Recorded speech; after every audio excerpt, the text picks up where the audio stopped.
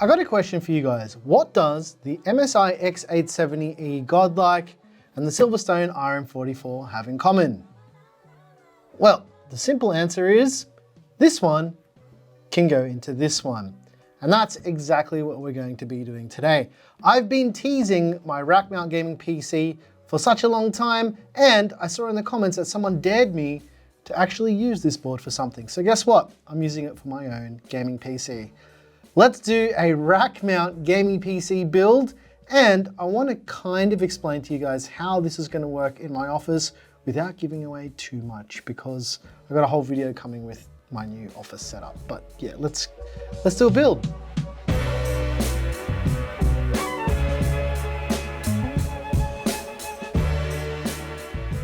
This video is brought to you by VIPSCDkey.com. Have you ever installed Windows 11 only to see the watermark of death? You don't need to fork out a couple of $100s for a key. You can grab one from today's video sponsor, from VIPSCDkey.com for a tenth of the price. You can use our code GEAR to get 30% off for this month only. How good is that? That takes that already cheap Windows 11 key and makes it even cheaper. It's easy as placing your order. Bingo bango. You've got your new key on your orders page. You chuck that key into the activation screen and you're good to go. No more watermark of death. Use code GEAR to get 30% off for this month only. Link in the description. On with the video. Back to you, Nick. One of the first questions you might have about this is, why are you going to a physically bigger PC? Well, believe it or not, this takes up less space because it's in a server rack that I've already got in my office. That way, I don't have to look at it. All I need to do is turn it on and play the games. This has been used before. This was in the server for about 2 years. I decommissioned it, and now I decided to use it for my gaming PC. But there are a couple little modifications we have to make to the case for this to work, especially with the hardware that I'm going to be using. First of all, this top GPU support and additional SSD mounting bracket and hard drive mounting bracket, whatever it is, right? We can't have this in here because the GPU is not going to fit. That sounds like a crazy statement considering the whole point of this thing is to support the GPU. Not today. I've got to add one standoff back because the board that I was using didn't have that there. There's a couple of things we need to do on this board so we can use it, because it is a little bit strange with its design, but this is just the nature of the beast. So we'll drop the board in, all right, but the first thing you'll notice is, where do we screw the motherboard in?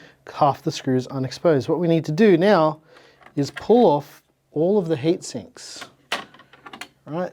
And they will expose all of the holes on the board. If I'm not mistaken, we can remove the M.2 drive, even though I've already installed it. And there's a hole underneath that.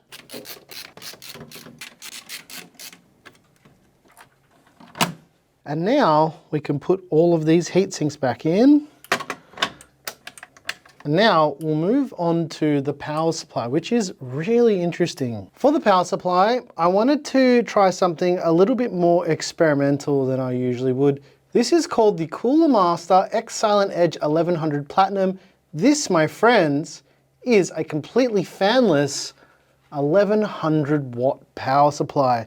The backside of this thing is a massive heat sink. If I decide to keep this because it's quiet, then I still don't feel okay about not using a fan on it. There's just something about power supplies and heat, but there is a fan port on this, so we can add a fan to this just to add a bit more airflow, which, yeah, I'll come back to this in probably another video when I've used this a bit to really know what the story is with this, but I thought this was cool because I haven't used it before, and I haven't really seen anyone talk about this power supply since it was revealed at Computex 2024. What I like to do with these rack mount builds is install the power supply and then run all the cables, not do it the other way around, because if it's a regular system, I'll plug all the cables in. I'm just gonna chuck it in and we're gonna figure out where we're gonna do all the cable runs from there.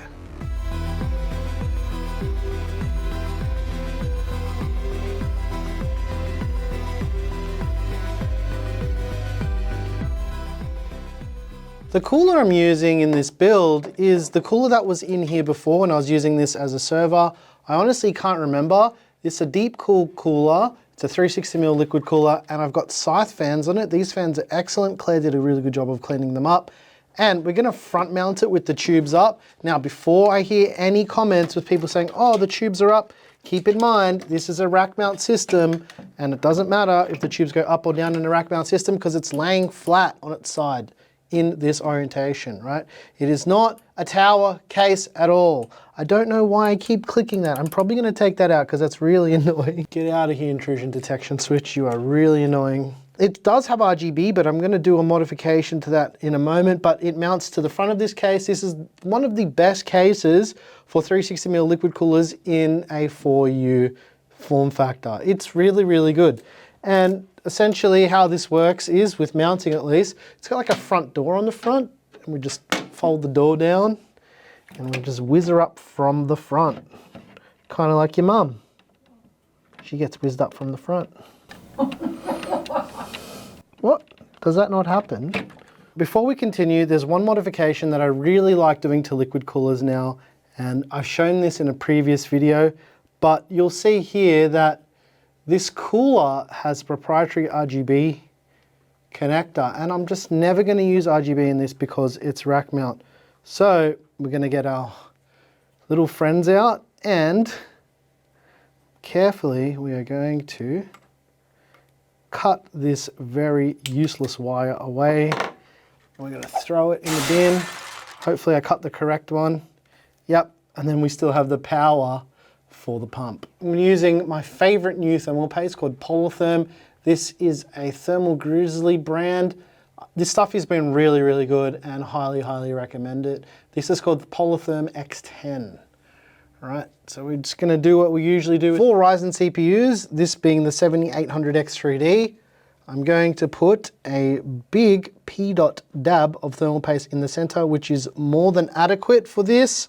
And it's not too little, it's not too much, it is just right. And then we'll whiz her up. And as you can see, I've used this cooler so many times, but I've never peeled the plastic off the shiny bits because I don't ever look at it and it doesn't really make a difference at all. As a wise person once said, it's whizzing time.